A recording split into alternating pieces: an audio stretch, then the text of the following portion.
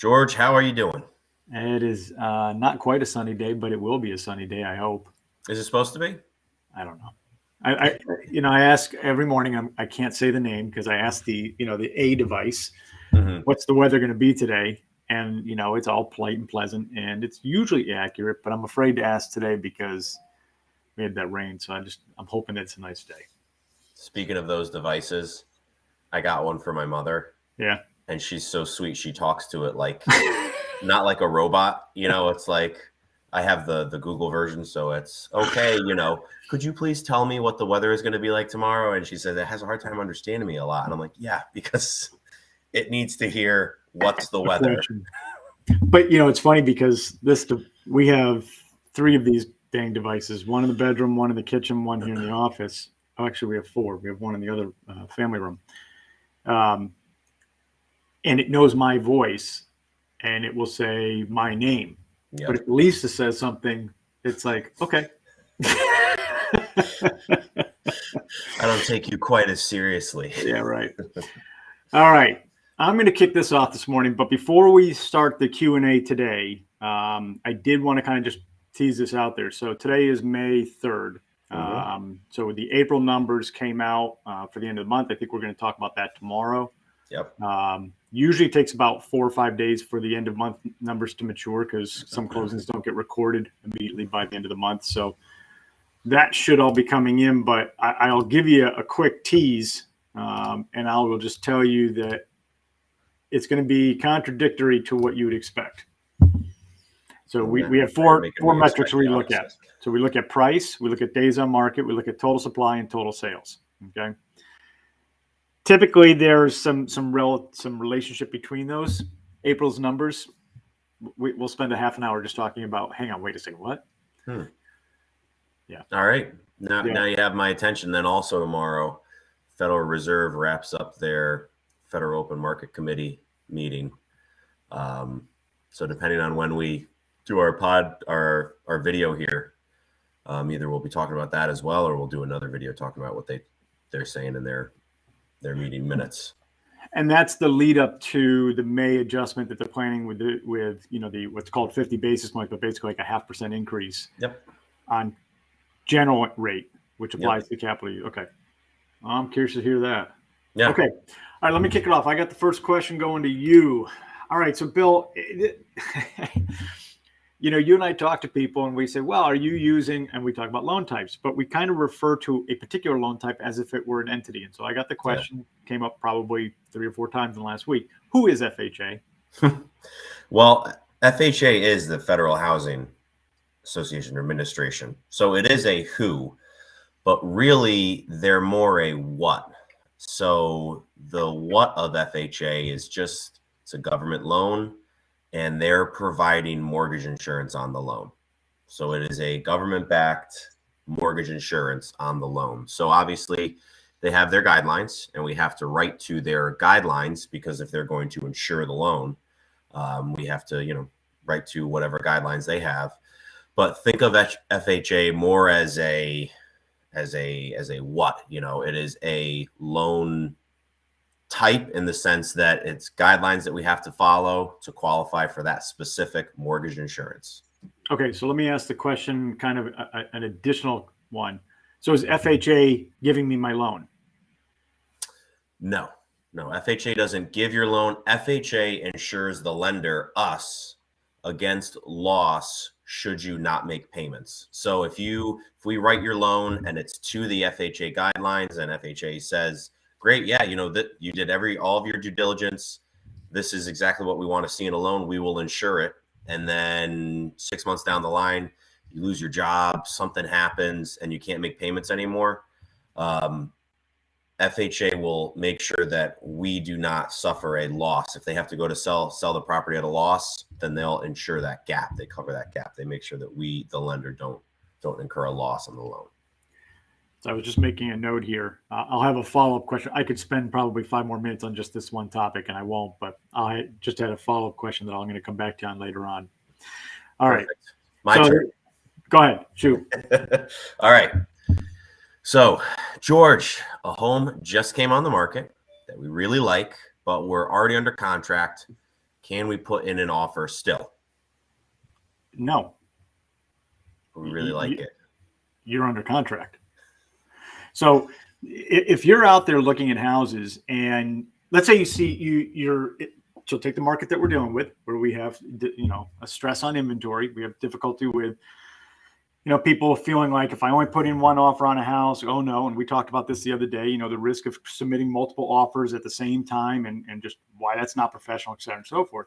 But if you made a house on an offer on 123 Happy Street and you're under contract, okay. So what happens is in the first 2 to 3 days of going under contract, we hand over the deposit check, which is the initial money escrow that you and I talked about the other day. That goes either to the brokerage to be held in escrow, or it's going to go to the seller's attorney to be held in escrow. Those funds are released at closing. When you hand over that check, that's part of your intent and commitment to continue the purchase. Now, if during inspections you find that the house doesn't meet what you want, you can cancel the contract. But if you're just out there and you've got your inspection scheduled and you've been under contract for 2 days and you've handed over your deposit and a house comes up, down the road from the one you're looking at, that it's bigger, it's nicer, it's less money, it's in a better area, it's got a pool that you want, whatever. You cancel the contract, you are likely to be held in what's effectively a default on the contract, and the seller is likely to hold your deposit because you do not have just cause for canceling the contract. Just cause is the two contingencies. You have a contingency of inspection, and you have a contingency of mortgage appraisal. There is an understanding in the industry that, in those first 2 days, sometimes people get leery. They made an offer, went too aggressive, and so they put it in. The seller accepts it, but they haven't handed over that deposit yet.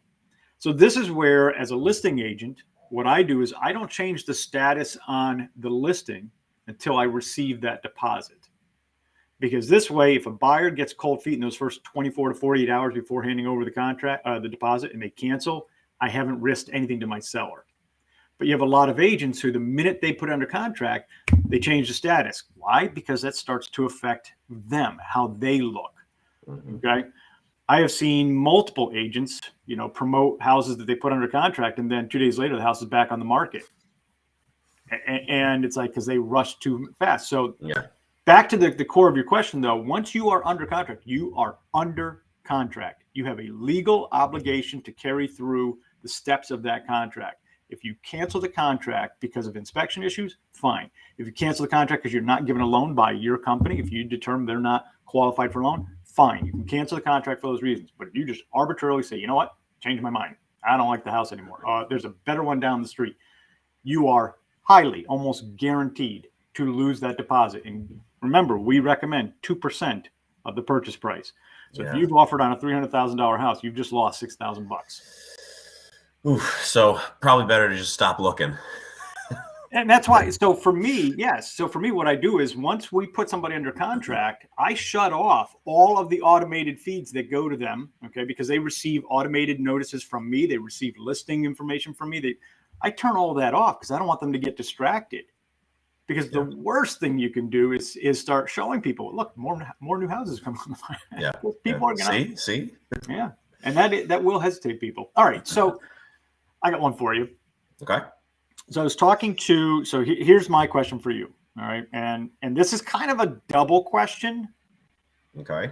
Because there are people I'm working with who they have the assets in order to make a purchase. Okay. And they don't require selling the home under what's called a Hubbard clause when they go under contract, which means they don't need the proceeds from the sale of their home. Right. Okay. And then I have people who are, I would say, they're probably pushing it on what they're buying. So in one case, there's one individual, he's made a job change, he's doing a bunch of things, and he's leery, but he has a purchase. So the question has come up from different camps: can I rent out my house? Okay. So I'm actually going to work in reverse on this. Okay. So I'm going to get back to the specific cases you're talking about. Okay. But I want to go far out. You've owned your home for 30 years. You have no mortgage. You're going to go buy another home. Can you rent out your current home? Yes. Had it for 30 years. You've owned it for 15 years. You still have a mortgage. Can you go and purchase another home and rent out the one you're currently living in? Yes, there's a little bit more that we have to factor in here. But yes, you've owned your home for 1 year. Is the purpose, hang on, so the 30-year and the 15-year example you just gave, is the purpose of renting it out because they need to offset the mortgage that they have because they want to be able to make a higher purchase, or they just want to be able to be more fluid when they make the purchase, correct? Yeah, I mean, I'm simply answering the question of, can you do it? Yes. That's all I want to, I mean, the reasons of why and how we structure it and what it can mean, you know, are you going to go purchase in another state? Are you going to go purchase next door? Right. Those are all deeper things. I just want to say, here are the scenarios where you can. If you've owned your home for quite a while, yes, you can rent it out. Most cases. If you've owned your home for a year, yeah, you can rent it out. We're going to talk a little bit more about, you know, your scenario. If you've owned your home for 6 months, if you have an FHA loan, you can't. You have the intent to occupy for a 1 year period with an FHA loan. Conventional at the 6 month mark, even that's pushing it, because conventional is the same thing. You have an intent to occupy there. You don't sign, you know, quite as strict an agreement as you do with FHA, but you have the intent to occupy that property. We are trying to avoid mortgage fraud. That is the big thing here. A primary residence has significantly better terms, rate-wise, down payment-wise, mortgage insurance-wise, significantly better. So in the past, people would just say, yeah, I'm going to occupy this home, I'm going to occupy that home, I'm going to occupy that, and they would accumulate properties and rent them out. We're, as an industry, kind of done with that. So what we're trying to avoid is occupancy fraud. So that's at the 6 month mark. It's kind of hazy there. You're looking for a home and you own a home currently and you want to go purchase another one. Now is when we can talk about the scenarios and how you rent that out. So in your instance, somebody's, you know, got a mortgage and they want to go buy another one. They can float both. What we can do in a scenario like that, if they've owned the home for a period of time, like I said, the longer, you know, over a year is better. We can get a lease agreement in place. We can use 75% of that lease agreement and show that you've collected whatever the contract terms are, first and last security deposit, that there's a set move-in date. I can use that to help offset some of that departing residence's mortgage, not show a gain. If they don't have a history of rental income, I'll never be able to say, well, yeah, they're going to make $1,000 off that property. No, but I can cancel out that debt to make it easier for you. So it effectively changes their purchasing power if they have the assets to make a down payment and carry both loans, then they're looking at one property. But if they have the ability to rent it out, now granted, there's obviously timing of things when they do that, but if they have the ability to rent it out while they're looking for and purchasing a new home because they've decided they don't want to sell that other home, maybe it's a transition point or something, who knows? Yep. But then you, as you said, the key word there is you can basically remove that as debt against them. Correct. Because and that's it's covered. And that's so they can't get the gain of income, but they can at least be alleviated the debt, which is going to then obviously help their purchasing power. It's you know, it accomplishes essentially what we need to accomplish, which is just canceling out that debt. Now, again, though, you know, you got to go through the steps. It's got to be, I think, a 1 year lease. It's got to be like I said, it's signed. You have security deposit shown in your bank account prior to closing. This isn't something where you just go, oh yeah, my buddy Jimmy's going to rent it out. He's going to give me $5,000. You know, nah, not going to work. You know Jimmy too? Official. I didn't know you know Jimmy. I know lots of Jimmys. So one last piece on this question, because you touched on it earlier, because I have some individuals who come in, they purchase a home, as you said, the intent. So that we stress the word intent because things can change and everybody understands that. But it's when somebody comes in and says, oh, no, I'm going to live there. I'm going to live there. And, you know, then you start looking at their scenario and you say, hang on a second. And this is going to get into another question that I have for you. Okay. So I won't touch too much on this, but you start to look at that scenario and you say, wait a second, this just doesn't make sense. Do you ask? Yeah. Yeah. There have been times where someone's, you know, trying to tell me they're going to make this 2-hour commute. And I'll ask like, okay, well, where are your kids going to go to school? And sometimes they'll say, oh, I'm going to maintain a residence in the city.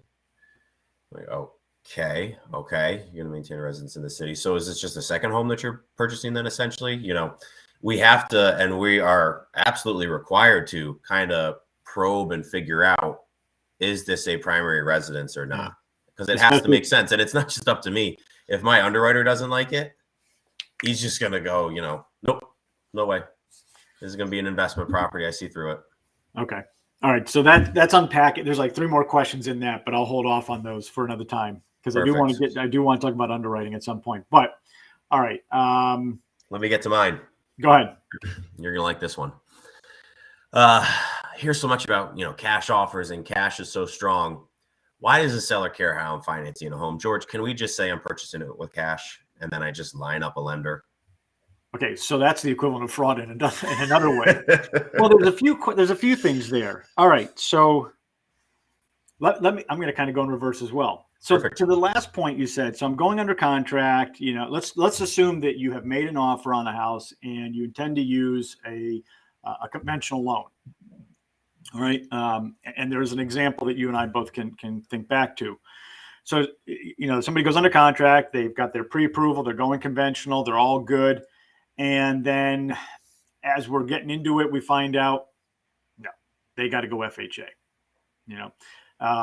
I had somebody that I was working with who was in that scenario. I ended up bringing them over to you and we were able to get it done, but we ended up having to do a spot approval on the house. So if you remember that.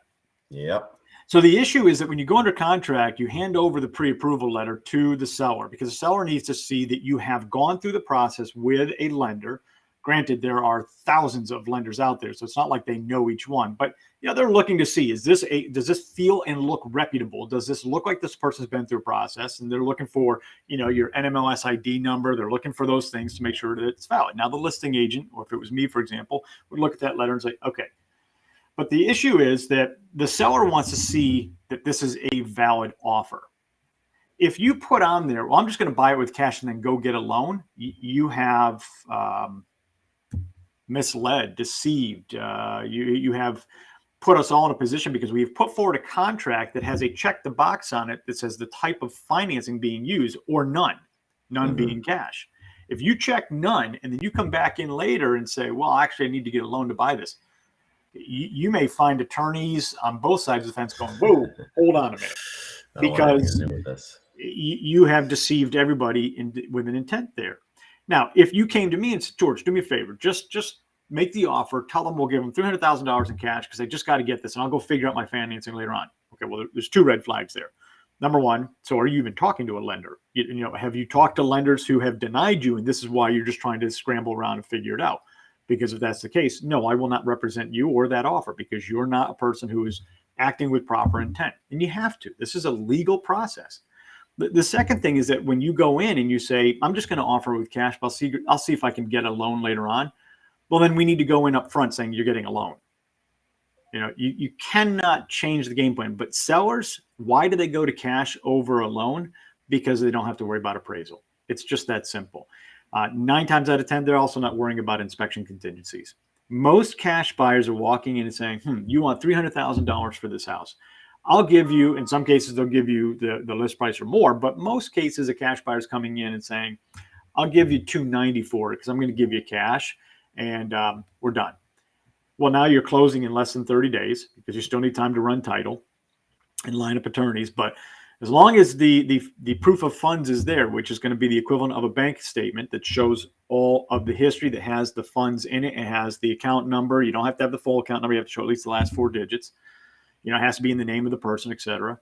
But as long as you have that, you can submit that as part of a cash offer. But if you change that, sorry, you made that point, and I'm just really hung up on that because you will find everybody walking away from you. I had one client who played that game with me once 2 years ago. I will never forget it.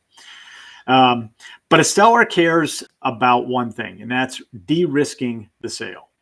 Yep.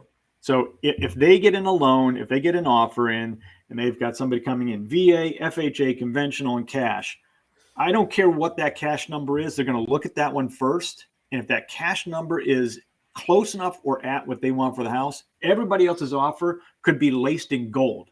They're still going to go with cash because it just means that they're wiping out those contingencies. I gave it in the order that I did in terms of VA, FHA, conventional to cash, because that's how sellers look at things. Cash first, then conventional, then FHA, then VA.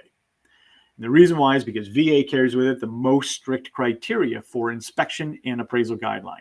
FHA used to use the VA criteria. Now they have a modified criteria. So it's a little more lax, but still strict. Conventional, less strict. Cash, no restriction. Think of it that way. So, Yep. That makes sense. All right. You touched on this a minute ago, so I got a question for you. You touched on this a minute ago. Okay. This comes up a lot, a real lot, because we work in Connecticut. Okay, so we have, and you and I typically tend to serve the bottom portion of Connecticut. You know, the New Haven, Litchfield, Fairfield County, Yep. Parts of Hartford County. But that's the geography you and I tend to be in. So the majority of our buyers are coming from New York, or I shouldn't say the majority. A lot of buyers come from New York. Yeah. Question I always get: why do you care how far I'm going to commute? So the eyes of the lender, words I always like to use for income, we need to make sure that your income is stable and predictable. So that is looking in the past. So we need to see stable and predictable. That's actually in the guidelines. So they want to see that income is stable and predictable. And part of the predictable aspect of it is an unwritten word, continuous, meaning is it going to continue into the future at the rate that we are currently using to qualify you for this loan? If you are saying I make $20,000 and I'm going to commute 2 hours to drive from, Waterbury to somewhere in New York City, nobody is going to think that you're going to keep that job for any significant period of time after doing that commute. You could find any manner of jobs around the Waterbury area that also pay $20,000 or even more or less. But in the eyes of the lender, we can't take the coin flip. So because we can't say, well, yeah, that's probably a continuous source of employment and income, that loan will be denied. Now, if you're making $300,000, $400,000, $500,000 and you're commuting 2 hours to New York City, we're probably going to go, well, guess what? I'd make that commute. That's worth it. Let's say you're only making that commute once a week. You work remotely for the rest of the time. You make that commute once a week. Now we look at the income and we say, okay, maybe that makes sense at this income tier, that income tier. And it's not just tied to income. Really, your base case is a 60-mile, 60-minute drive. Anything over or around there is when we start to go, all right, let's see what the income history is here and how much of this makes sense. Because again, the underwriter has to make sense of the loan. All right. So there's a couple things though that you said in that. Let me keep asking on that question then. All right. So one of the things you mentioned income levels. So income levels, and it makes sense the way you described it. If somebody is working at an upper tier job, okay, and they're making it, they're killing it with the money, whatever it is, however much they make, but they make a lot of money. So there's incentive there to continue that income. So the risk of that person not being able to or not willing to make the commute is really what you're reducing. Yep. Versus somebody who's making median income. So New Haven County median income is $93,000. Okay, that's the median income of New Haven County. I don't know what it is in New York, but there's some adjustment to that, obviously, depending upon which part of New York you're talking about. But if somebody is taking the train, so let's say they're buying somewhere in Fairfield County and they can take the train, or they're buying in New Haven. Let's say that they're buying, they're going to live in downtown New Haven. They're going to get on the train and they're going to go into the city. That train ride is longer than 60 minutes, but they make a healthy living. Let's say if they're making $75,000, $85,000 a year. I mean, does the income still factor in knowing that they have the access through the train because you're not dealing with weather then? Yeah, that's a maybe. Again, it always comes down to, it has to make sense. Have they been on the job 6 months, or have they been on the job 25 years and they have a strong pension, great benefits? Again, it all factors. There's so many different factors. So there's no single answer to that question. No. It is always based off of the totality of the file. But again, the base case is that kind of 1 hour drive. That is around that 1 hour, around the 60-mile mark is when we have to start saying, all right, well, let's take a look at this and see if it makes sense. What about somebody who is on the road all the time? Maybe their base is in New York. Maybe they have to get to New York, but then they work commercial. Maybe they're a commercial contractor. Maybe they are a delivery person, and they're all over, not just the city, but they go up into West Chester and then they go back to the city. They run delivery. What about somebody who's constantly on the road or in different job sites? That could absolutely make sense. My company is based out of Lower New York. I sometimes have to go down to the main office, but I usually just end up working in, Lower Connecticut, right on the Connecticut-New York border. Okay, that makes sense. We have to look at the whole situation to figure out if that commute is going to make sense. So I'll give you one more example, because I think you're going to give the same answer, but I'll give one more example. Okay. So somebody works for a company that places them in different locations, like they're a caregiver or they're a security guard or whatever. They are placed in different locations, and those locations could be one day they're here on the map, and the next day they're over here on the map, and then they're up here on the map. And those in and of themselves are 15, 20 miles apart. Does that factor in? Because do you have to count in that? Yeah, absolutely. So that would be a situation where we would want to get something from the employer, probably stating, where the job sites are. Because if one job site is 20 minutes from their new home and another job site is 2 hours, we're probably going to have to take that into consideration. So we would need something from the employer stating work sites, work schedule, that type of thing. And that would be straight to my underwriter. The underwriter has the final say. That would be right to my underwriter for a review. Okay. Only because this topic comes up all the time. I'm going to ask one. I'm going to try and make this the last question of this question. But then a lot of what you just described is that it comes down to an underwriting decision and review. So if I meet Jimmy, we'll go back to Jimmy. If I meet Jimmy today and we start looking at houses and Jimmy says, yeah, I'm getting pre-approved, we're not talking that level of detail in the beginning. Or do you get into that? Do you do that? You should, if it's something that's a question mark. If he says that he works in Waterbury and he's looking at Naugatuck, I'm not going to think anything of it. If he says that he's working in New York and you say that we've had a conversation, he's looking in the Waterbury area, I am 100% going to have that conversation and likely talk to my underwriter once I hang up the phone with Jimmy. Okay.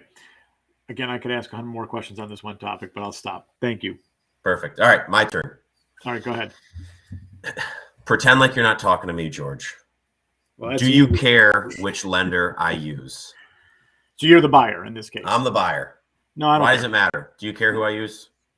I care. I need to know that you're talking to a lender. I need to know that you have spoken to somebody.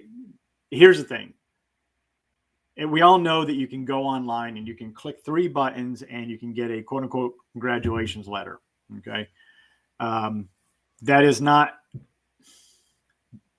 wrong, but I would say that is a very low way of qualifying yourself to make sure that you are capable of purchasing a home. Yeah. So do I care who you're working with for a lender? No. I have buyers who are working with independent brokers who are working out of their house wearing bunny slippers, and they're in the afternoon, they're sipping margaritas on the beach. I mean, that's their gig. They just broker. Do I care? No. As long as that person is carrying a valid license, has the investors behind them that they can go to source the loan, that I can talk to them on the phone and they can tell me how they pre-approve that buyer. Because when I put forward a buyer's offer, I am in good conscience and faith saying that this is a person who is ready and capable of purchasing. Everybody that I talk to, not up front. I never ask about their personal finances because that's not that has nothing to do with me. But I ask them about, where do you work? What do you do? How do what's your plan for life? Because that goes into what kind of a home we look for.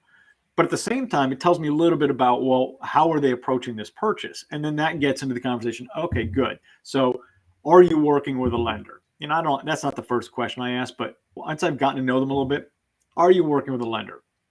Sometimes I will work with a buyer. We will start looking at 2 or 3 houses, and they have not looked at talking to a lender yet. And for a lot of people, that's because they just need to get the sense of, well, what is it going to be to own a house? Because they've been renting for all of their life, or they're in a transition period and they didn't have to worry about the purchase before. I have a woman I'm working with, she's a divorcee, and she never had to take care of this, and now she does.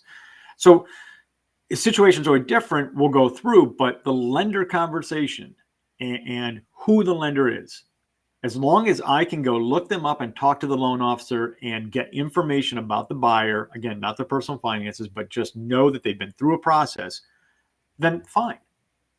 Would I prefer that they work with somebody such as yourself, who I know? I mean, there's you and 3 other guys that I know very well, that I work with all the time.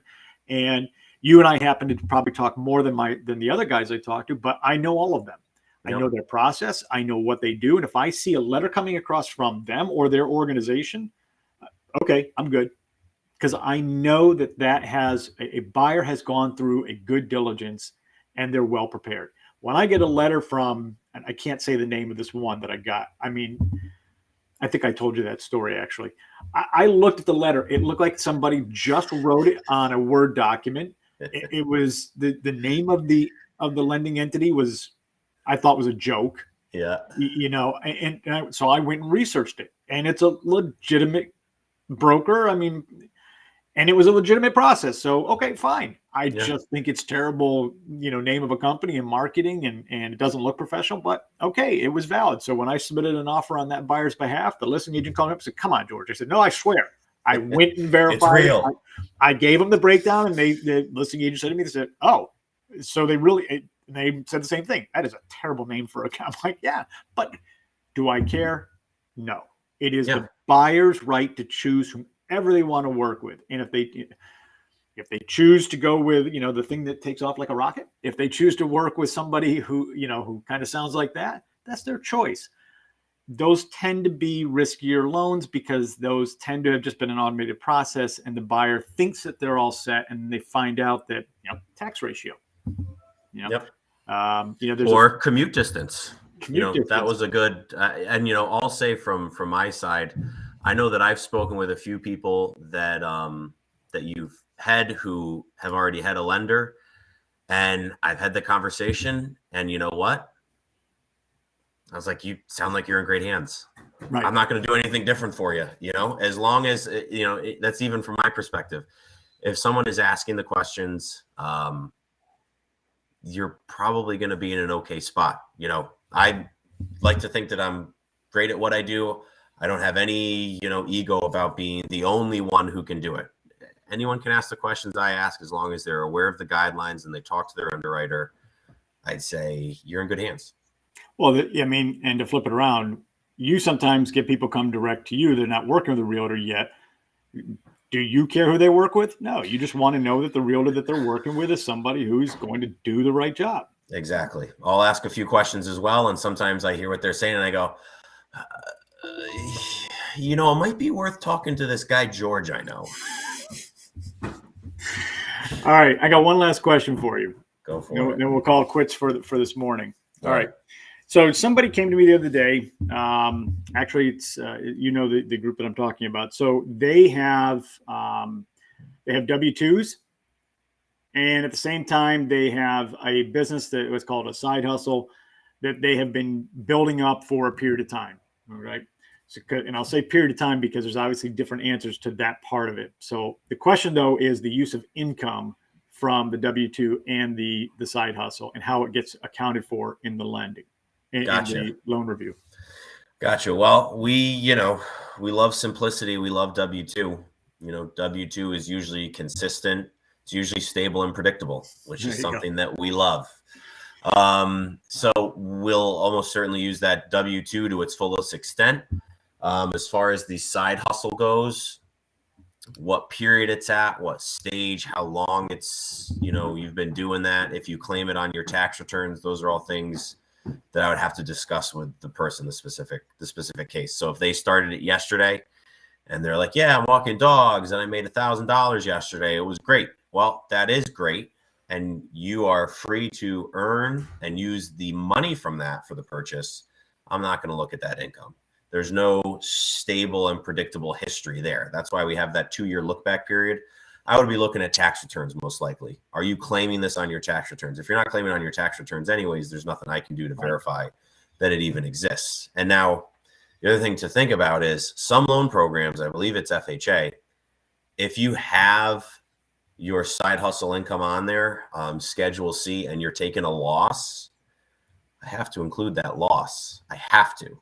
So that's actually a loss. deduction on the income. That's a deduction. Yeah. So I've had people where they drive for Uber and they think it's great because they use it to write off, you know, a little bit of income. Well, if you got a $10,000 loss on there, now that's almost $1,000 a month in income that I have to back out from your W-2. Yeah, it hurts you. Conventional is a little bit more lenient. If that's not your primary source of income, I don't even think that we have to consider the loss. Now, granted, if it's a pretty big loss, I'm sure my underwriter is going to say what's going on here. As always, the whole loan has to make sense. But those are your general base cases. So if it's side hustle and you've been doing it for 2 years and you're claiming it on your tax returns, I can probably use it, or I have to use it against you if it's a loss.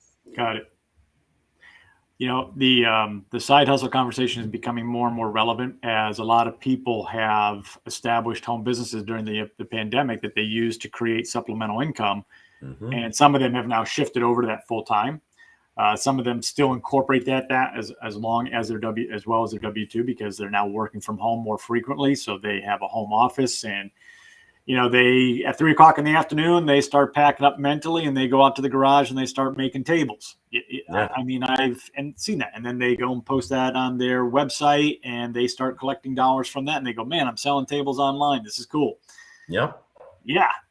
If you don't have 2 years of tax returns, if you can't show it's stable and predictable for all that, then okay. Yeah. I hate being the bearer of bad news with that, because a lot of people, you know, they just started this new thing and they're so excited and it's so great and they can't wait to do it full time. And I have to be the one that goes, yeah, unfortunately, you know, 12 months or 8 months just doesn't really bridge the gap for me. I can't use that income. Now there's always situations where, you know, my eyebrow is going to go up and I'm going to go, okay, it actually sounds like we're close there. But, you know, that's something you dig into a little bit deeper once we have a little more information. So one last point on that, and that is, you made a comment about the fact that that's great, you earn the income, use it. Because that is something that is not to be discarded. It's just it can't be factored into the loan. But at least they can look at that and say, yes, but I have this additional $1,000 a month that I'm pulling in from this side gig. So that's great. You got 12 grand a year that you will in a year be able to claim as something additional. But fine, you just paid for your taxes on the house or whatever. God, I hope you're paying 12 in taxes. But we'll just need like a letter of explanation, you know, showing, this is what I do. I have this side business, little profit and loss statement, and we'll be all set there. Okay. Can I squeeze in one more question for you, George? We got a couple more minutes. Should we just offer way over list price? I just want to win the deal. You know, I saw this home, it was listed for 200. Can we just offer like 250, 275, and then whatever it appraises for, that's just what we end up paying? Okay. Up until that last comment, there was one answer. Now there's two answers. What you offer on a house is your choice. What you offer is your choice. I'll represent any offer. If you tell me you want to go 50,000 over, fine. I'll put that as an offer. On that last point, I'm going to tell you though, if I think that that's creating an appraisal risk. If you're looking at a house that's $250,000, you say, George, I just want to be done with all this, and I don't care. I've got the money. Just offer them $300,000 because I have to move. I'm in a situation where I must move because I have some of those. That's fine if that's what you want to offer. But two things can come up. Number one, the seller may just decline the offer because it could be so above anything that's even reasonable for appraisal value. The seller may say, that's just not a safe offer, because if I don't get that amount of money, then I have to come down because of appraisal, which leads to the second piece. Some sellers are now turning around saying, okay, write an appraisal gap rider. So you've agreed to an appraisal gap rider, which says that if anything below the offer amount and to the appraisal value, you're going to pay.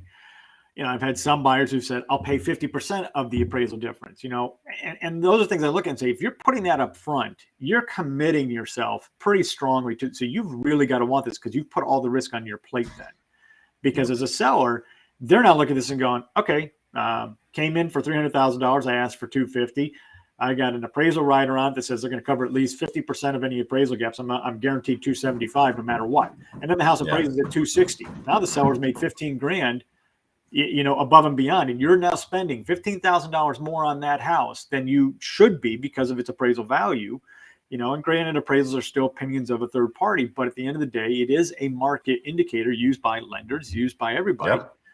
Yep. It is highly risky. But if you want to write an offer, I mean, listen, somebody asked me to write an offer that was over $100,000 over the list price. I told them I would just write it, but I looked at them and I said, I don't know why we're doing this, because it's number one, it's so far off. I can't imagine a seller taking that offer seriously. Yeah. So if we make offers over list price, and here's one last point on it, I'll make this quick. On average, right now in the market, we look at what is percent of list price sold as a median. Okay, and in general, what we're seeing, I think I have to go look at April, but up until April, I think it was 103.4%. So 3.4% over list price. So if you were asking for 300,000, you're getting about 310. So $10,000 over list price. That would have been the median. Are there cases where people are offering 20, 30, 40, 50, $75,000 more? Yes. If it appraises, then it appraised. So congratulations. Yeah. But again, you want to offer more, that's your choice. If you want to just be done, I mean, somebody said to me the other day, I'm ready to just put 50 grand more in the deal just to be done with this. And I kind of go, yeah, okay, we'll see what happens. Yeah, I could put you in a bad position equity-wise, huh? Well, think about it. And this is what's happening in some of the other markets, like West Coast markets, Southern markets, where they've been really hot. And people have been paying that exorbitant price, and it just keeps going up and up and up. Well, the issue is that those are markets where we are likely to see prices, I would say, more steeply decline than in other areas. And those individuals who went in and bought a house and paid that, now they're going to be at a different ratio of equity. But that's one thing. The bigger issue are the ones who knowingly paid above and beyond the appraised value. And it happens sometimes here in Connecticut. It's happened in Fairfield County. It's happened in New Haven County. I know of a few deals where people paid, $30,000, $40,000 over and just said, I don't care, I'll pay more. So the house appraised for $300,000, they paid $335,000.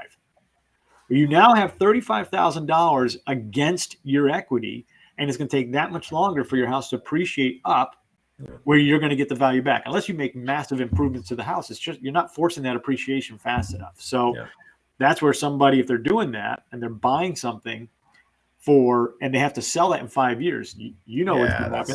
They're probably bringing money to the table at the sale. So there's another way to answer that question, and this will be the last of it, but another way to answer that question is, if I want to just offer more on it because I just need to get it done, that's okay. In particular, if we've covered all that, but also if this is a house that you plan to be in for the next 20 years. Yeah. Not granted, life can change. But if you're looking at saying, this is the purchase I'm making, I love this area, love this house, love the land, I can do so much with this. This is what me and my family want. Well, then price is less sensitive to you because you're getting the value of that home over time versus somebody who's saying, I just need to move, I need to get this done. That's a riskier approach. Yeah, totally agree. All right, so listen, hey, we've got a bunch of other questions to touch on. My phone is blowing up here a little bit. We've got a bunch of other questions to touch on. We'll do that later on. I do want to talk about the April numbers because, again, as I said at the beginning of this, we'll look at the 4 stats: price, days on market, sales, and supply. You're going to kind of scratch your head and go, it's not usually the way we see those numbers move. I will tease out a little bit to say that April was exactly what we anticipated. Price went through the ceiling. Okay. So, all right, man. Hey, listen, I'll catch you later. Thank you for the time. Thank you for the Q&A. Any last parting comments or thoughts? No. Look forward to talking about those numbers and hopefully seeing what the Fed does tomorrow as well. Oh, yeah. There's a part of me that doesn't want to know.